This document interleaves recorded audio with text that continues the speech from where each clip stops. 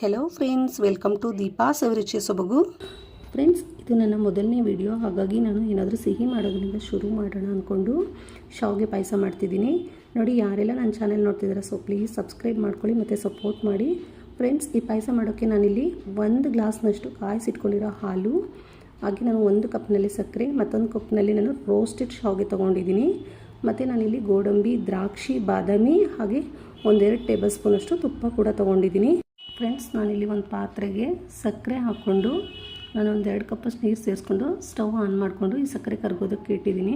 ಮತ್ತು ಇನ್ನೊಂದು ಕಡೆ ಸ್ಟವ್ ಆನ್ ಮಾಡಿಕೊಂಡು ನಾನಿಲ್ಲಿ ಒಂದು ಚಿಕ್ಕ ಪ್ಯಾನ್ ಇಟ್ಕೊಂಡು ಡ್ರೈ ಫ್ರೂಟ್ಸ್ನೆಲ್ಲ ಫ್ರೈ ಮಾಡ್ಕೊಳ್ಳೋಕೆ ಇಟ್ಕೊತಾ ಇದ್ದೀನಿ. ನೋಡಿ, ಸ್ವಲ್ಪ ಪ್ಯಾನ್ ಬಿಸಿ ಆದಮೇಲೆ ಇದಕ್ಕೆ ನಾವು 1-2 ಟೇಬಲ್ ಸ್ಪೂನಷ್ಟು ತುಪ್ಪ ಹಾಕ್ಕೋಬೇಕು. ನೋಡಿ, ನಾನು 1-2 ಟೇಬಲ್ ಸ್ಪೂನ್ ಮಾತ್ರ ಹಾಕೋತಾ ಇದ್ದೀನಿ. ನೀವು ಬೇಕಾದರೆ 1 ಸ್ಪೂನ್ ಎಕ್ಸ್ಟ್ರಾ ಹಾಕ್ಕೊಳ್ಳಿ. ತುಪ್ಪ ಕರಗಿದ ಮೇಲೆ ಗೋಡಂಬಿ ಹಾಕ್ಕೋತಾ ಇದ್ದೀನಿ.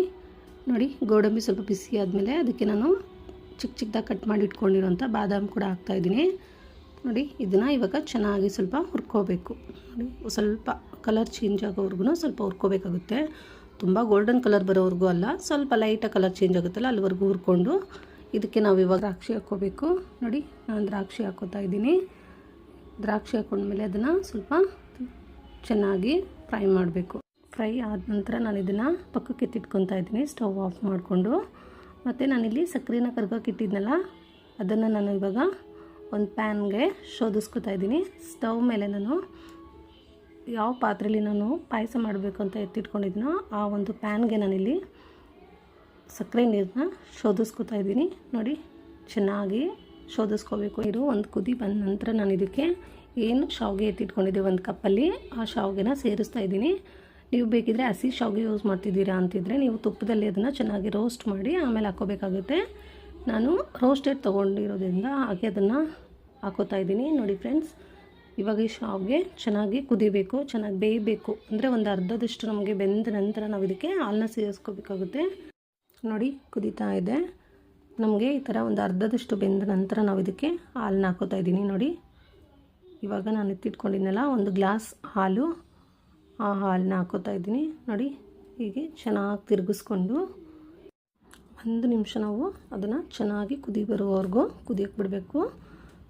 ಅದು ಚೆನ್ನಾಗಿ ಕುದಿ ಬಂದಮೇಲೆ ನೋಡಿ, ಹೀಗೆ ಚೆನ್ನಾಗಿ ಕುದಿ ಬಂದ ನಂತರ ನಾವು ಇದಕ್ಕೆ ಡ್ರೈ ಫ್ರೂಟ್ಸ್ನ ಫ್ರೈ ಮಾಡಿ ಇಟ್ಕೊಂಡಿದ್ವಲ್ಲ ಅದನ್ನು ಇವಾಗ ಸೇರಿಸ್ಕೊತಾ ಇದ್ದೀನಿ.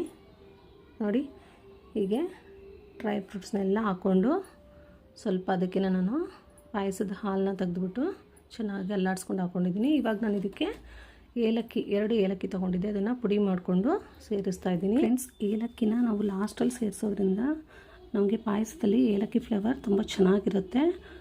ಹಾಗಾಗಿ ನಾನು ಏಲಕ್ಕಿ ಪುಡಿನ ನಾನು ಲಾಸ್ಟಲ್ಲಿ ಸೇರಿಸ್ಕೊತಾ ಇದ್ದೀನಿ. ನೋಡಿ, ಹೀಗೆ 1-2 ನಿಮಿಷ ಕುದಿಯೋಕ್ಕೆ ಬಿಟ್ಬಿಟ್ಟು ನಾವು ಸ್ಟವ್ನ ಕಂಪ್ಲೀಟಾಗಿ ಆಫ್ ಮಾಡಬೇಕಾಗುತ್ತೆ. ಆಫ್ ಮಾಡಿದ ನಂತರ ನಾವು ಒಂದು 5-10 ನಿಮಿಷ ಬಿಟ್ಟು ಅದನ್ನು ಸರ್ವ್ ಮಾಡಬೇಕು. ನೋಡಿ, ಎಷ್ಟು ಚೆನ್ನಾಗಿ ಬಂದಿದೆ ಪಾಯಸ.